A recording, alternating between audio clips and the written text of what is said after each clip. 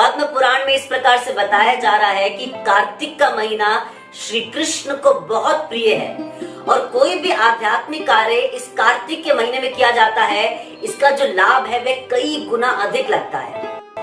एक बार युधिष्ठिर महाराज श्री कृष्ण के पास जाते हैं और कहते हैं कि हे जनार्दन, आप सभी जीवों की रक्षा करने वाले हैं, कृपया आप मुझे बताइए कि कार्तिक मास के कृष्ण पक्ष में पड़ने वाली एकादशी का क्या नाम है, क्या महिमा है इस एकादशी की। कृपया इस एकादशी का जो दिव्य ज्ञान है आप मुझे बताइए। युधिष्ठिर महाराज के प्रश्न को सुनकर श्री कृष्ण इस प्रकार से उत्तर देते हैं कि हे युधिष्ठिर, मैं इस एकादशी के बारे में बताने जा रहा हूँ, आप ध्यान पूर्वक श्रवण कीजिए।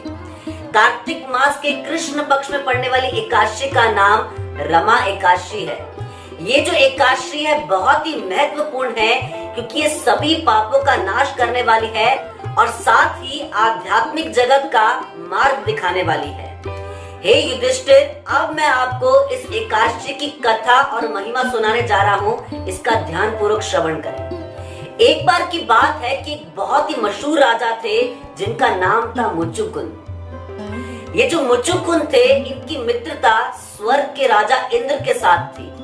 साथ ही यमराज, वरुण इत्यादि भी इनके मित्र थे और रावण के जो भाई थे विभीषण, उनके साथ भी इनकी मित्रता थी। ये जो मुचुकुंद राजा थे, ये हमेशा सत्य बोला करते थे और वे निरंतर मेरी प्रेममयी सेवा में लगे रहते थे। क्योंकि वे अपने राज्य का पालन धर्म के नियमों के साथ करते थे, इसलिए उनके राज्य में किसी भी प्रकार का कोई संकट, कोई दुविधा नहीं थी। राजा मुचुकुंद की एक पुत्री थी जिनका नाम था चंद्रभागा। राजा मुचुकुंद ने अपनी पुत्री का विवाह चंद्रसेन के पुत्र शोभेन के साथ किया।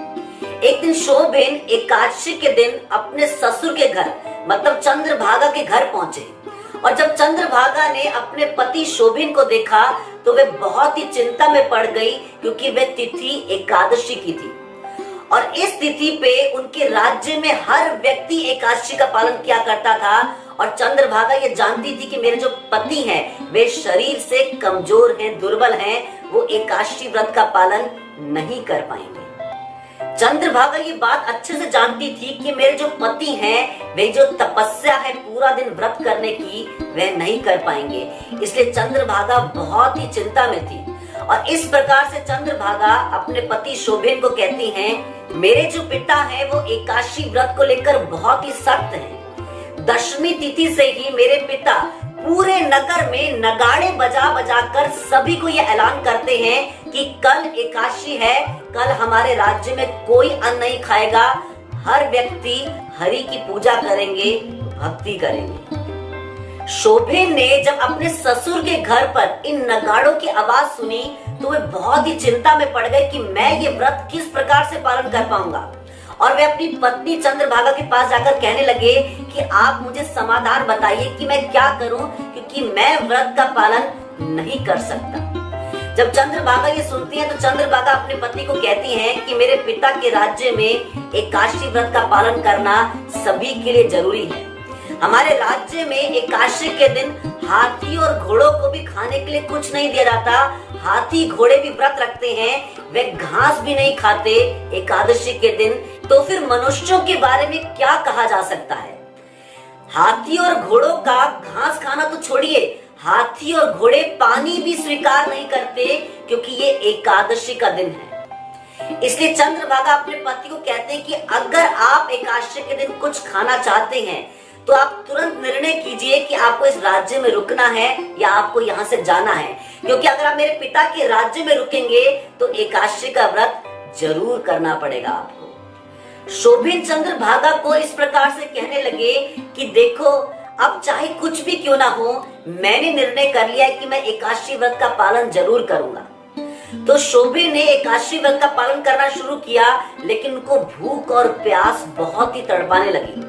जैसे जैसे दिन बढ़ता जा रहा था और सूर्य अस्त हुआ, जिस समय वैष्णव बहुत प्रसन्न हो गए कि हम रात्रि जागरण करेंगे, उस समय शोभेन बहुत ही चिंता में थे क्योंकि उनसे भूख और प्यास बर्दाश्त नहीं हो रही थी। उनका मन बहुत ही व्याकुल था और वे तड़प रहे थे भूख और प्यास से।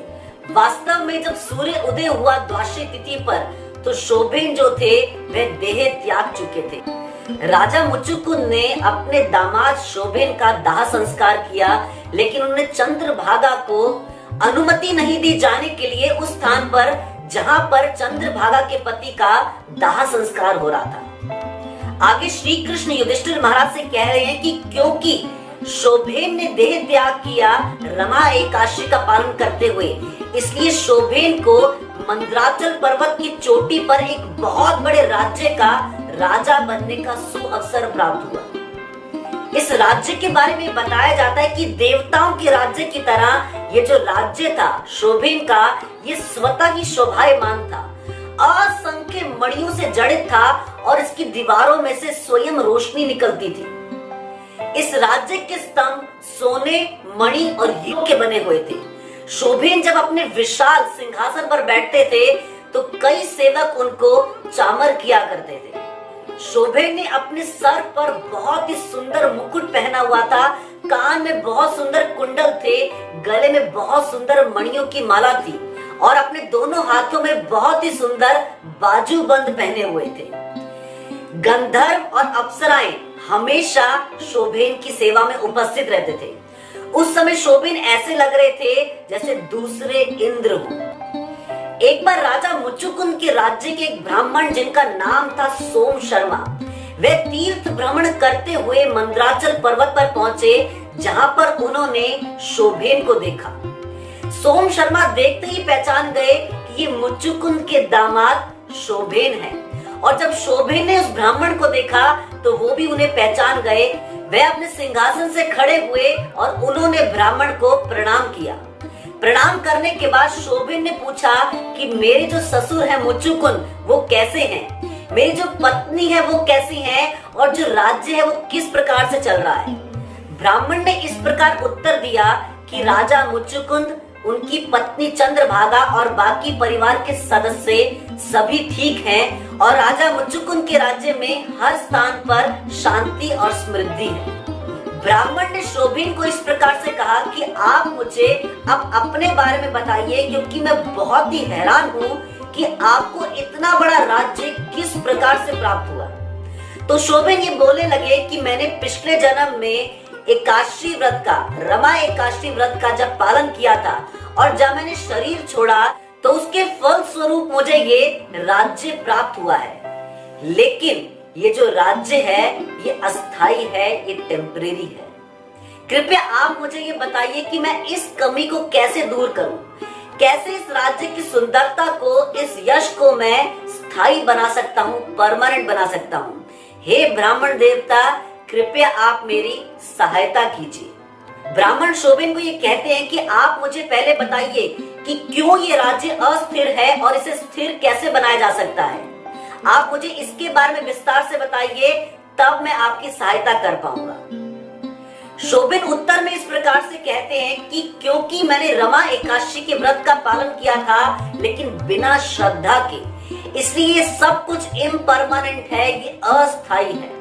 अब आप सुनिए कि इसे स्थायी कैसे बनाया जा सकता है। कृपया आप मेरी पत्नी चंद्रभागा के पास जाइए और जो भी आपने यहाँ पर देखा है और इस राज्य के बारे में समझा है उसका दृष्टांत आप मेरी पत्नी को बताइए। और जिस प्रकार से शोभेन ने कहा था, ब्राह्मण ने जाकर सारा दृष्टांत चंद्रभागा को सुनाया। चंद्रभागा ने जब सुना अपने पति के बारे में तो बहुत ही आश्चर्यचकित हुई और बहुत ही आनंदित हुई ये सुनकर कि वे अपने पति से फिर मिल पाएगी।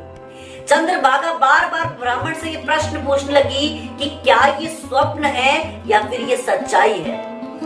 ब्राह्मण सोम शर्मा ने राजकुमारी को ये कहा कि मैंने आपके पति को आमने सामने देखा है, बिल्कुल वे बहुत ही सुंदर है और उनका राज्य बहुत ही बड़ा है।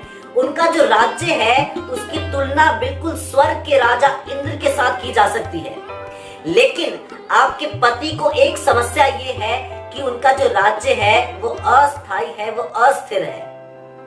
उनके राज्य का नाश किसी भी समय हो सकता है, इसलिए आपके पति को यह आशा है कि आप उनकी सहायता करेंगी उस राज्य को स्थायी बनाने में, स्थिर बनाने में। इसके बाद चंद्रभागा ये निवेदन करने लगी ब्राह्मण से कि कृपया आप मुझे मेरे पति के पास लेके जाइए। मैं बहुत ही उत्साहित हूं उनके दर्शन करने के लिए, और मैंने अपने पूरे जीवन सभी एकादशी व्रतों का पालन किया है। उसके फल से मैं अपने पति के राज्य को स्थायी बना दूंगी, स्थिर बना दूंगी।